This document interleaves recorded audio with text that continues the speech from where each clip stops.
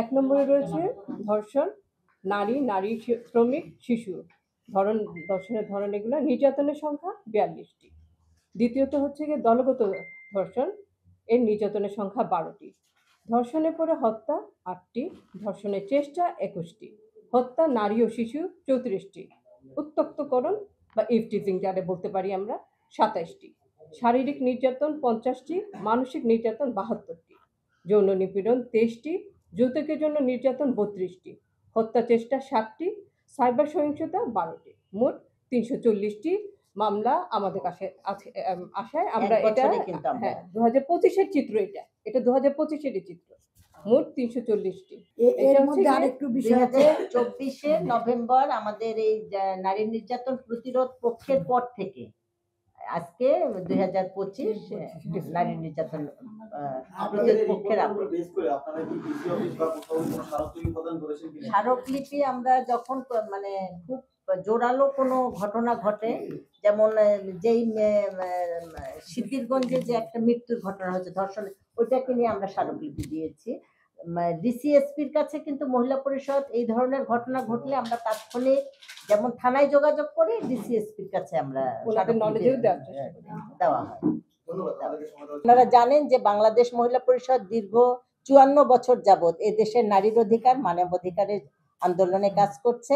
অসাম্প্রদায়িক, গণতান্ত্রিক, যুক্তিবাদী, বিজ্ঞান সম্পন্ন সম্পর্কে নিয়ে এই বাংলাদেশ মহিলা পরিষদ এই নারী সংগঠনের কাজ করে আসছে।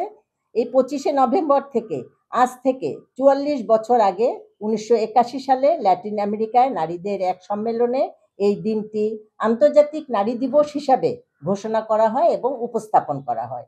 1993 সালে ভিয়েনায় মানবাধিকার আন্তর্জাতিক নারী দিবসের দিবস হিসাবে সেই থেকে স্বীকৃতি দেওয়া হয় এবং তখন নারীর অধিকার, মানবাধিকার এই প্রতিপাদ্যকে নিয়েই কিন্তু এই নারী নির্যাতন প্রতিরোধ পক্ষকে স্বীকৃতি দিয়ে নারীর প্রতি সহিংসতার, মানবাধিকার লঙ্ঘনকে নিয়ে কাজ করার স্বীকৃতি প্রদান করেন। এবং তখন থেকে বাংলাদেশ মহিলা পরিষদ এই দিনটিকে 25 থেকে 10ই ডিসেম্বর আন্তর্জাতিক নারী দিবস প্রতিরোধ পক্ষকে আমরা 16 দিন বিভিন্ন কর্মসূচি, তরুণ, আমাদের সামাজিক প্রতিনিধি, আমাদের তৃণমূল সংগঠক কর্মীকে নিয়ে সারা বাংলাদেশ আমরা 16 দিন এই বিষয়টিকে নিয়ে কাজ করি।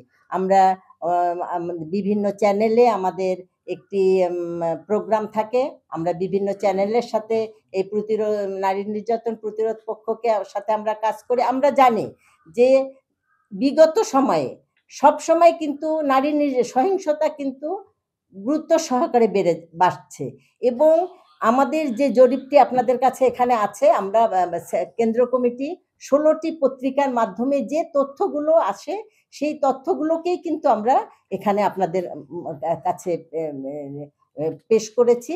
এই তথ্যগুলোতে এর তথ্যের বাহিরেও কিন্তু আরো অনেক ঘটনা ঘটে যেগুলো আসলে আমাদের জানা থাকে না। আর আপনারা নিজেরাও জানেন, আপনারা পত্রিকার সাথে কাজ করেন, আপনারা নারায়ণগঞ্জেও কিন্তু এরকম অনেক ঘটনা ঘটছে এবং বাংলাদেশ মহিলা পরিষদ যখনই যে ঘটনা ঘটে তখনই কিন্তু বাংলাদেশ মহিলা পরিষদ পাশে দাঁড়ানোর চেষ্টা করে, আইনগত প্রয়োগ নেওয়ার চেষ্টা করে এবং আমরা চাই যে যেভাবেই হোক তাকে এই সহিংসতার হাত থেকে মুক্তি পাওয়ার জন্য আমরা কাজ করে থাকি।